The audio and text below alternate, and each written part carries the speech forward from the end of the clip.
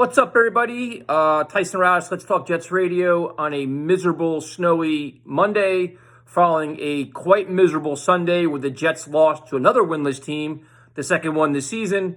And it makes you wonder what's going on with this team. What are we going to do? And then you look at what's the future for this team. I mean, obviously this season's a waste.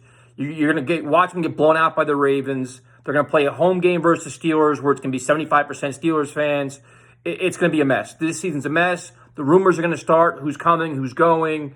You know, the media loves this time of year because now there's just so much gasoline on the fire you can throw, and the fans are going to feed off it. The fans are going to fight with other fans and argue and whatever. So if you try to be like, okay, what's the big picture view of this team, which is all we have right now? Is the future bright? Is there something to build on? And my honest answer is I don't think so. And the future is bleak. And I've been doing this a long time. I've been doing, writing about this team and blogging and podcasting, all this other shit for 15 years now. And it's like, this is the first time where it's like almost like you're just tired of it. Like you're exhausted because there are more questions than answers, and there's a lot of problems, and there's not a lot of easy fixes here. And you start with ownership. Obviously, ownership has no clue what they're doing. The fact that Adam Gase is still here and is going to be here next year is ludicrous, but that's the cards we're being dealt. And the one thing you have to worry about is this team is going to struggle mightily to sell tickets next year. How can you sell Adam Gase and this team, no matter who you sign, to a PSL holder or to a ticket holder when you know it's not going to be a good season? Or you're selling, it's like you're waterfront property in Nevada. Like you're really going to be hard-pressed to sell this team. So what you do is you look for splash moves. You make some kind of gaudy splash move to try to sucker people in. Kind of like, maybe the Tebow thing's an example. Even Le'Veon Bell this year was kind of a move. You kind of have a feeling that Chris Johnson was behind that, but they're going to make some kind of crazy move to try to sell tickets and make fans buy in. And it's just not the way to handle this. If you're going to truly rebuild, which they have to do, ownership has to have no part in it, and ticket sales can't be the priority. Will they do it? I highly doubt it. Second thing is general manager. Joe Douglas has a lot to prove. Everybody's anointing him a guru and all this stuff, and he came from a great organization with the Eagles and the Ravens and everything else. Plenty to prove. The Ryan Khalil move was a disaster. Nate Hairston trade didn't really work out. Demaryius Thomas for a pick, whatever. Yes, he did a smart move with Leonard Williams, got something for nothing. Obviously, Leonard Williams sucks, but he has a lot to prove in terms of free agency, contract negotiation, and the draft. And navigating through the draft. So there's some questions there. There's also questions about how much power Joe Douglas actually has. Is this an Adam Gase team where he's going along for the ride? Or can he push back and say, listen, this is not the guy we want. This is not the direction we have. This is, the parallel reporting structure is spotlight on it immediately now. Because now it's like, who are you trusting to rebuild this team? And how much say does Adam Gase have, a coach who should be on the hot seat? A coach who could be gone in a year? So if you have him putting his blueprint all over this team when you know that he could be gone in a year, it's going to set you back 3 years. So now you have ownership's a problem, general manager status, and his power ability is a problem. Or not problem, you can say concern, but a major concern. Then you have the coaching staff. What do you do with Adam Gase? This guy, we've talked about it. He's not a Super Bowl winning coach. There's no accountability. There's no leadership. There's no direction. They won a couple games, and you try to buy in. As a fan, you want to be excited. Like you want to enjoy winning. You want to enjoy hope. You want to believe in something. And then they shit on you, and you're like, okay, this is obviously a problem. This team mailed it in against a very bad team.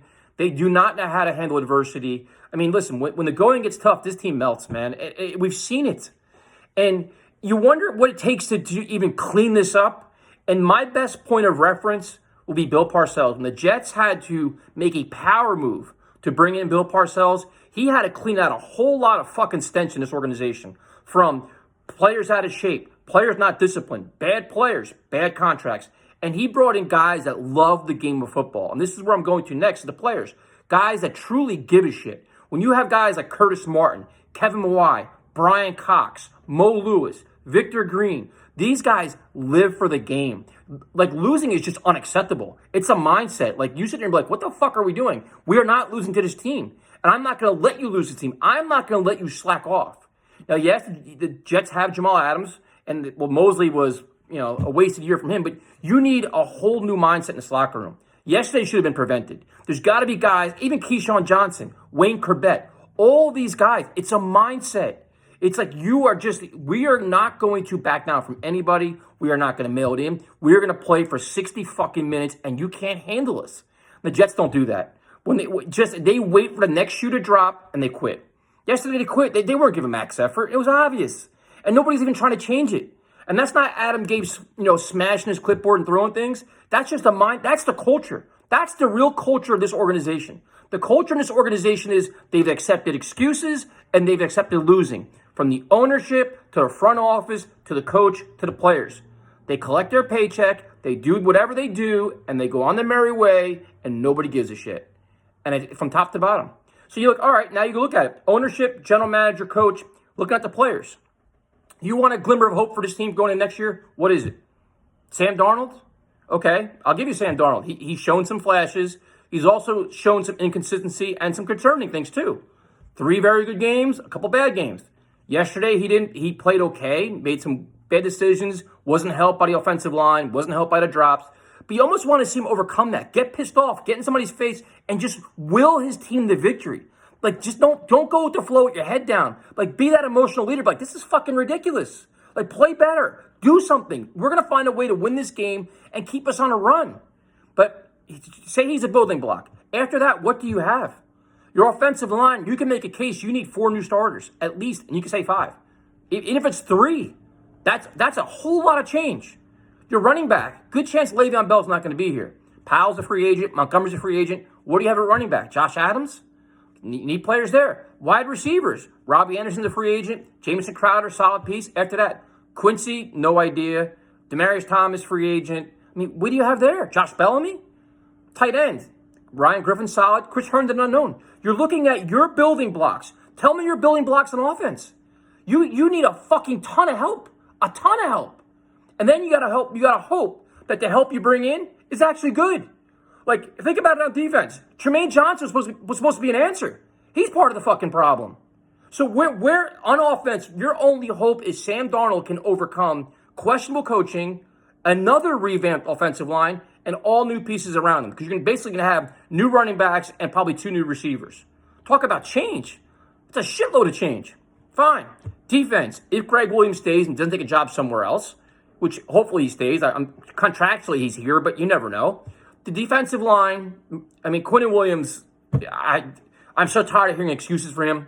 Like, listen, being a good, decent player with number 3 pick in the draft is just not enough.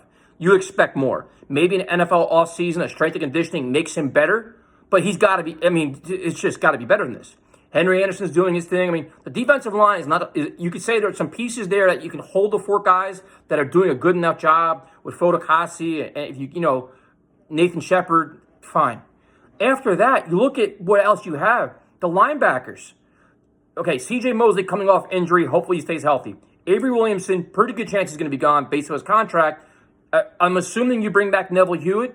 Then on the outside linebackers, Jordan Jenkins, I guess you resign him. And then what do you have? You have Brandon Copeland. Like, these linebacking group has to get better. You need playmakers. But say if you get those guys back, your secondary is a nightmare. Jamal Adams, superstar. Marcus May, very good complementary piece. No corners. Brian Poole is a free agent. Tremaine Johnson most likely is going to be back. Terrible. Darryl Roberts, a free agent. What you going to hope Bless Austin emerges? Millette, a free agent. You basically need 3 new corners, at least 2 new corners. Look at all the pieces this team needs. Like, what are your building blocks? Where are your building blocks in this team? You want a glimmer of hope for next year? What is it? You got to hope you replace, 10, 12 starters? Hope you replace them at the right price, and they all play well, and they're young, and it could be here for 3 or 4 more years. I mean, dude, you're talking, the overhaul you got to do here? It's not like you have a solid foundation. You have no foundation. You have no identity. You have so many questions, and you have a questionable coaching staff, and you have to worry about the power play with the front office and the owner. It's so hard to be optimistic the thing is you finally got your quarterback, and you're doing everything you can to destroy him or create questions around him, and it's horrible. So, as a Jets fan, it's impossible to not be miserable, and if you want to be a cynic and a negative ass, you have every right to be. This is the same old Jets, and you can't even buy into a rebuilding program because you're not even sure who's rebuilding it and who has the power to do it. Is it Douglas? Is it Gase? Is Douglas even good? What the hell is Gase? Is he a mad scientist or just a jerk-off? So, This is rough, man. And if you're looking to the future, I don't know how anybody can be optimistic and just, you got to hope, pray, break out every Jets ornament you have and just break out every lucky charm you have. This is scary times, man. So, doom and gloom, and whoever wants to say you told me so, whatever. I mean, I was trying to just enjoy some winning and whatever else. Tough times, man. Long video. Sorry. Take care.